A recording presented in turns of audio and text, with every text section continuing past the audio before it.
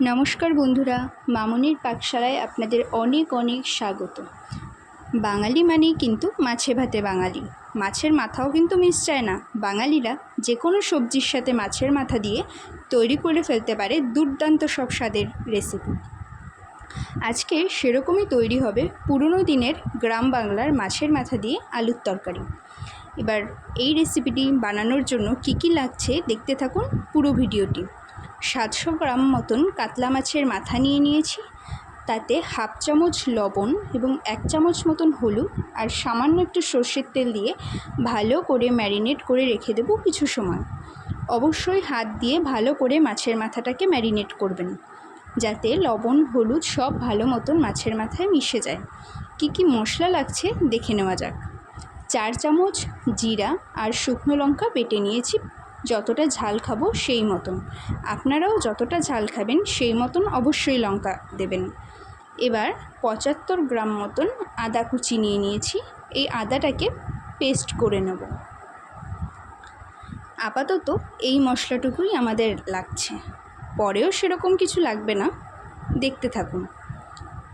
আলু দিয়ে মাছের মাথা তৈরি করার জন্য এখানে 1 কেজি আলু এরকম ডুমো ডুমো করে কেটে নিয়েছি।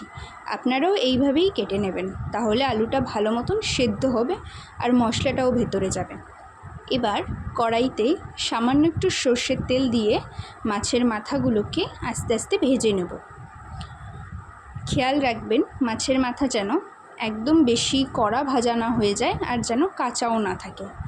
একটু লাল লাল হলে উল্টে পাল্টে ভালো মতন মাছের মাথাগুলোকে ভেজে নেবেন।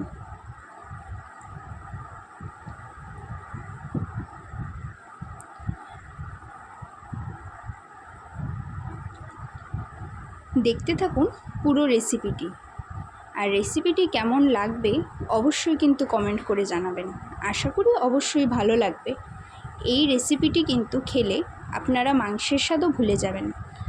আর অবশ্যই কিন্তু চ্যানেলটা সাবস্ক্রাইব করে নেবেন এরকম সব পুরনো দিনের বাঙালি রেসিপি পাওয়ার জন্য।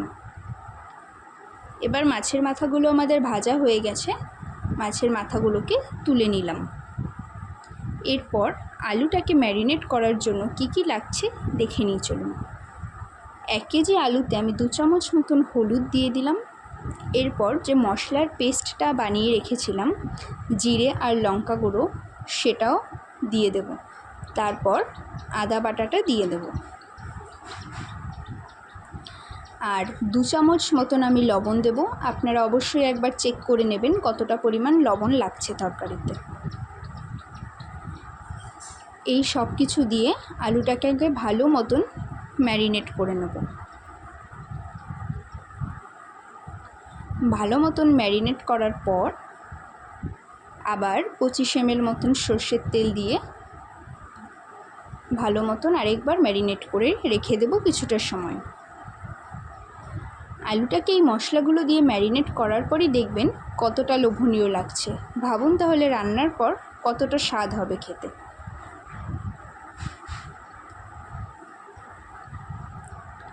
এভাবে ম্যারিনেট করে আলুটাকে রেখে দেব কিছুটা সময়।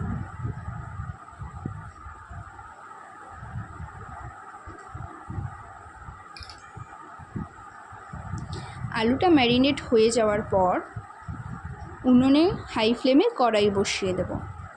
তাতে একদমই সামান্য পরিমাণে 2 চামচ মতন সর্ষের তেল অ্যাড করে গরম হতে দেব কিছুটা সময়। কড়াইটা খেয়াল রাখবেন যাতে ভালো মতন গরম হয়। তারপর ম্যারিনেট করা আলুগুলোকে কড়াইতে দিয়ে দেব। গামলায় যে মশলাগুলো থাকবে সেগুলো কিন্তু একদমই ফেলে দেবেন না, মশলা ধোয়া জলটাই আলুর মধ্যে দিয়ে দেব। আলুটাকে ভালো মতন কষিয়ে নেবেন কিছুটা সময়, একদম হাই ফ্লেমে দিয়ে। দেখবেন আলুর থেকে একটু একটু জল বেরোচ্ছে। বেশি সময় কষাতে হবে না, 2-3 মিনিট মতন আলুটাকে কষিয়ে তারপর মশলা ধোয়া জলটা আলুতে অ্যাড করে দেবেন।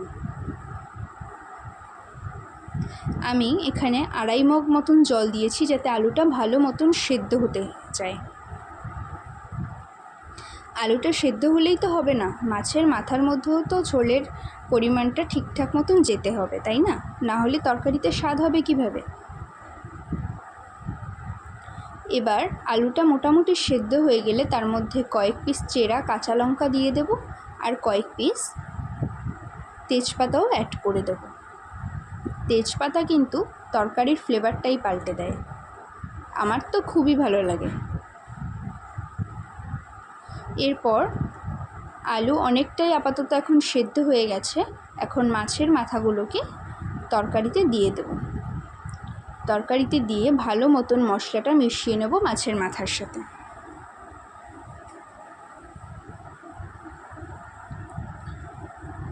ভালো মতন নাড়াচাড়া করে ফুটতে দেবেন আরও বেশ কিছুটা সময়।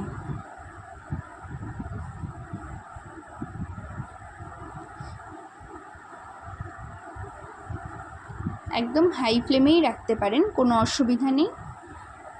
আমি এখানে তরকারিতে মোটামুটি এতটা পরিমাণেই ঝোল রেখেছি, এরকমই রাখবেন। খুব বেশি মাখা মাখা হলে সেটা আবার একটু অন্যরকম লাগে খেতে। তরকারিটাকে এবার নামিয়ে নিয়েছি। এবার অন্য একটা কড়াইতে আবার 25 ml সর্ষের তেল দিয়ে দিলাম। তারপর 2 চামচ মতন জিরে ফোড়ন দিয়ে দেবো। আবার জিরে ফোড়ন দেওয়ার পর জিরেটাকে পুরো কালো করে ভেজে নেব। তারপর এই তেল আর জিরে পুরোটাই তরকারির ওপর আস্তে আস্তে করে ছড়িয়ে দেব। তরকারি কিন্তু আর জাল দেওয়ার কোনো দরকারই নেই, আমাদের তরকারি রেডিই হয়ে গেছে। খালি ওপর থেকে তেল আর জিরেটা এভাবে ছড়িয়ে দেব। তারপর ভালো মতন তরকারির সাথে এই তেলটা আবার মিশিয়ে নেব। আমাদের রান্না কিন্তু প্রায় রেডিই হয়ে গেছে, শুধু গরম মশলাটা অ্যাড করার পালা। এবার গরম মশলাতে কি কি দেব তাহলে চলুন একবার দেখে নেওয়া যাক।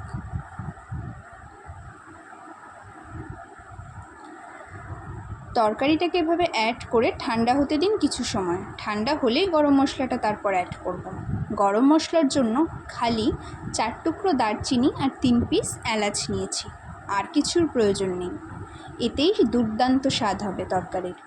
ভালো মতন পেস্ট হয়ে গেলে এই গরম মশলাটা তরকারিতে ভালো করে দিয়ে মিশিয়ে নেব। খেয়াল রাখবেন তরকারিটা ঠান্ডা হওয়ার পরেই গরম মশলাটা কিন্তু দেবেন। দেখুন কতটা লোভনীয় লাগছে, দেখেই খেতে ইচ্ছে করছে না? বুঝতেই পারবেন না এটা মাছের মাথা না মাংস। রেসিপিটি কেমন লাগলো অবশ্যই কমেন্ট করে জানাবেন এবং লাইক, শেয়ার, সাবস্ক্রাইব করে দেবেন। বেল আইকনটি অবশ্যই বাজিয়ে দেবেন। সবাই সুস্থ থাকবেন, ভালো থাকবেন।